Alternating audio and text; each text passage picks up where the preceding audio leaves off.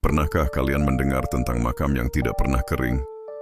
Bukan karena hujan, bukan karena air tanah, tetapi karena sesuatu yang tidak pernah pergi dari sana. Aku ingin menceritakan sebuah kisah yang terjadi di desa kecil di pinggiran hutan. Di sana ada satu makam yang aneh. Tanahnya selalu basah, mengilap seperti habis diguyur air. Bahkan di musim kemarau sekalipun, orang-orang desa menghindarinya, terutama saat malam tiba. Kisah ini berawal dari seorang pemuda bernama Raka. Raka adalah penjaga kuburan baru di desa itu. Tugasnya sederhana, membersihkan area makam, merapikan bunga, dan memastikan tidak ada hewan liar yang mengganggu.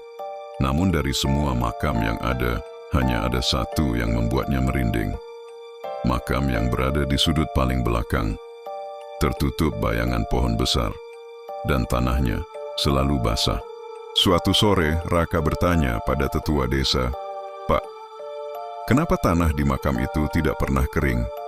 Tetua itu terdiam lama, wajahnya berubah pucat, lalu berkata pelan, "Di makam itu, dimakamkan seorang ibu yang meninggal karena menangisi anaknya.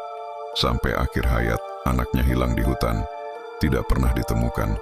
Setiap malam sebelum meninggal, ia terus menangis, tanpa berhenti, dan kini air matanya tetap mengalir." Raka mengira itu hanya cerita lama, dongeng untuk nakut-nakuti penjaga kuburan yang baru. Sampai suatu malam, ia mendengar suara. Tangisan lirih, samar, tetapi nyata, datang dari arah makam basah itu. Raka mendekat, langkahnya berat, udara terasa dingin, semakin dekat.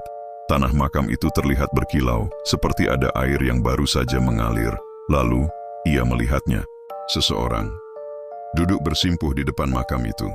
Seorang wanita, rambut panjang, gaunnya kusut dan basah, bahunya bergetar, seperti menangis. Raka memanggil, "Bu, Anda siapa?"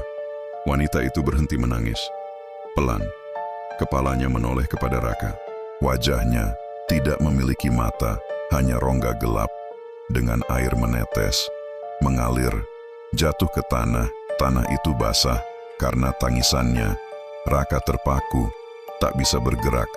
Wanita itu berkata dengan suara serak, "Aku masih mencari anakku." Lalu sosok itu memudar, perlahan, hilang.